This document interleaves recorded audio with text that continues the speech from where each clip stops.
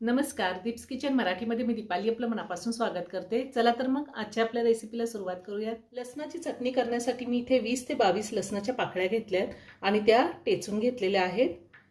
4 चमचे मी शेंगदाण्याचा कूट घेतलाय। शेंगदाणे भाजून त्याचा कूट तयार करून घेतलेला आहे। थोडी कोथिंबीर बारीक चिरून घेतली। 2 ते 3 चिमूट आपल्याला हिंग लागणार आहे। पाव चमचा हळद घेतली। अर्धा चमचा जिरे घेतलेले आहेत। 1 चमचा लाल तिखट घेतले। चवीनुसार मीठ आणि आपल्याला तेल लागणार आहे। मी गॅसवरती कढई ठेवली। कढईमध्ये मी 1 मोठा चमचा तेल घातलेले। तेल गरम होऊन देऊयात। तेल गरम झाले, त्यामध्ये आपण जिरे घालूयात।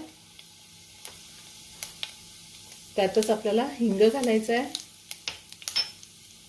आणि बारीक टेचून घेतलेला लसूण घालायचा आहे। लसूण मिक्सरला फिरवून नाही घ्यायचा, असाच टेचून घ्यायचा आहे। आता मी हा लसूण साधारण 1 ते 2 मिनिटं चांगला परतून घेणार आहे। आपल्याला लसूण जास्त लाल करायचा नाही। गॅसची फ्लेम मी लो टू मीडियमवर ठेवलेली आहे।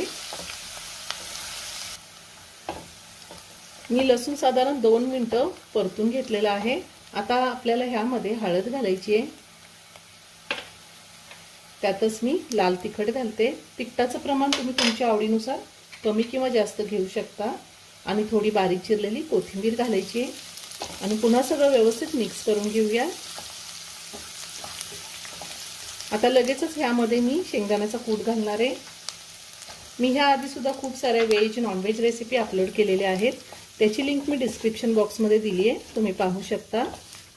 गॅसची फ्लेम लोवर ठेवलेली आहे। शेंगदाण्याचा कूट घातल्यावर साधारण 1 मिनिटभर मी परतून घेतलेला आहे। आपल्याला 1 मिनिटभरच परतून घ्यायचे, जास्त परतून नाही घ्यायचं। आता चवीनुसार मीठ घालते। पुन्हा सगळं व्यवस्थित मिक्स करून घेऊया। ही चटणी फार झटपट होते, चपातीसोबत भाकरीसोबत खूप छान लागते आणि भाताला सुद्धा आपण तोंडी लावायला घेतली तरीही खूप छान लागते। आता मी पुन्हा वरतून थोडीशी कोथिंबीर घालणार आहे आणि चटणी एका प्लेटमध्ये काढून घेणार आहे। खूप छान झाली आहे, खूप छान सुगंध येतोय चटणीचा। गॅस बंद करते आणि ही चटणी एका बाउलमध्ये काढून घेते।